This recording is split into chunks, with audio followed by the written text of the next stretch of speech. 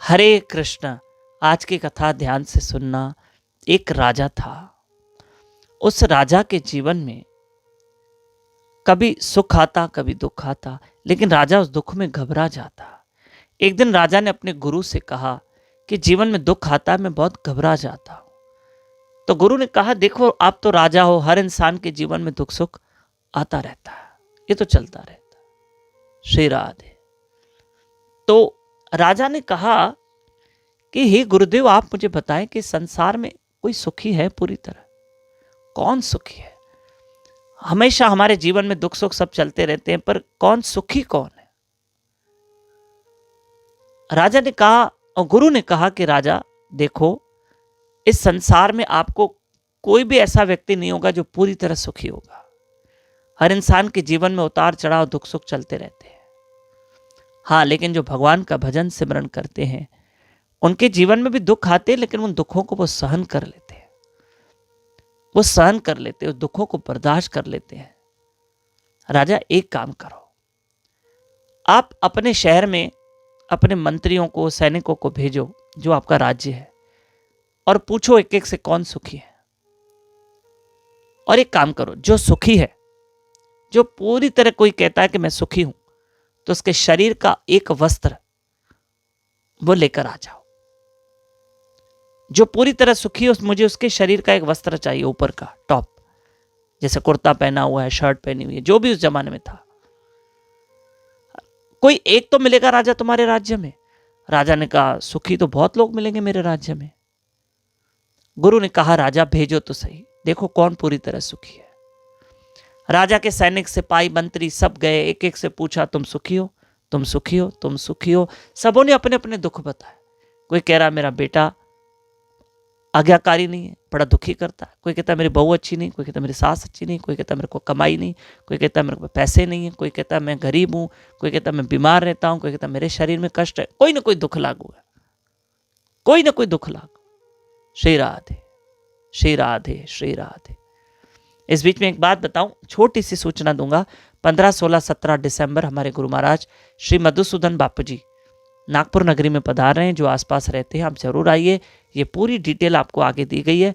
15, 16, 17 और 17 दिसंबर तक बापू जी के प्रवचन चलते रहेंगे। आप 15, 16, 17 आप जरूर आइए। अच्छा, आइए अब सुनो। अब क्या हुआ कि राजा के मंत्री गए, लेकिन सब दुखी मिले। सुबह से शाम हो गई, बोलो कोई तो पूरी तरह सुखी नहीं है, एक भी व्यक्ति सुखी नहीं। घूमते घामते नदी किनारे राजा के 2 मंत्री आ रहे थे। तो शांति का समय था, शाम का समय था।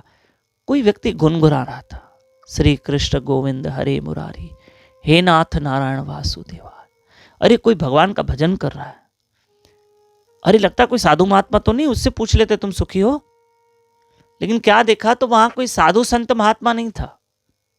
वहां पर एक नाव में नाविक बैठा था, वो गा रहा था, जिसको एक छोटी सी लंगोट बनी थी और बनियान पहनी हुई थी।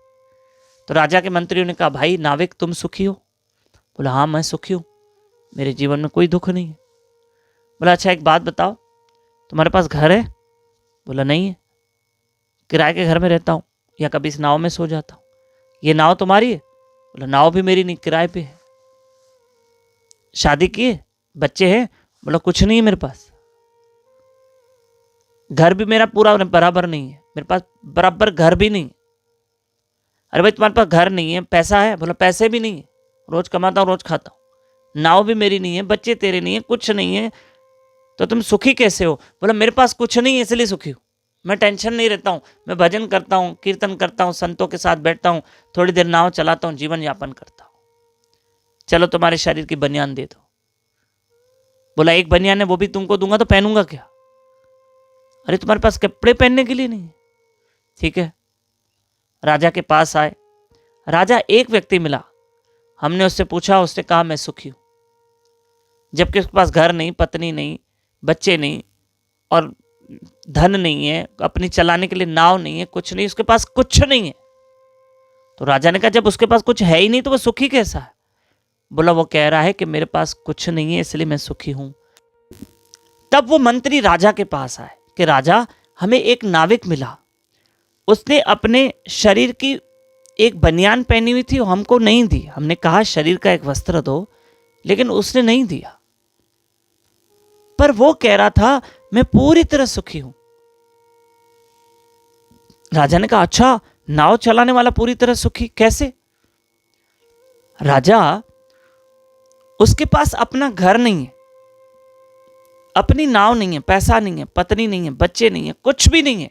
एक लंगोट और एक बनियान है, बस उसी में चलता वो। लेकिन राजा, उसके पास कुछ नहीं है। राजा ने कहा जब उसके पास कुछ नहीं है तो वो सुखी कैसा? राजा, उस नाव चलाने वाले ने कहा कि मेरे पास कुछ नहीं है इसलिए मैं सुखी हूं। मैं बिल्कुल टेंशन फ्री हूं।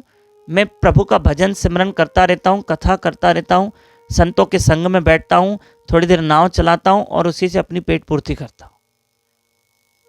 बस मैं खुश हूं क्योंकि मेरे साथ ईश्वर है। तब राजा ने ये बात अपने गुरु को बताई। तब गुरु ने कहा देखा राजा, हर इंसान के जीवन में दुख सुख आते रहते हैं और राजा तुम्हारे जीवन में भी आते हैं, हर इंसान के। पर वो नाव वाला इसलिए कह रहा है कि मैं सुखी हूं क्योंकि उसको भक्ति मिली हुई है, उसको सत्संग मिली हुई है, संतों का संग मिला है। राजा, आप भी कुछ संतों का संग करो, नाम सिमरन करो, भजन करो, कीर्तन करो, ईश्वर को याद करो। तब भी अगर जीवन में कभी भगवान न करे दुख आया तो ये सत्संग कथा से तुम्हें दुखों को सहने की शक्ति मिल जाएगी। हरे कृष्ण कृष्ण कृष्ण हरे हरे, हरे राम राम राम हरे हरे।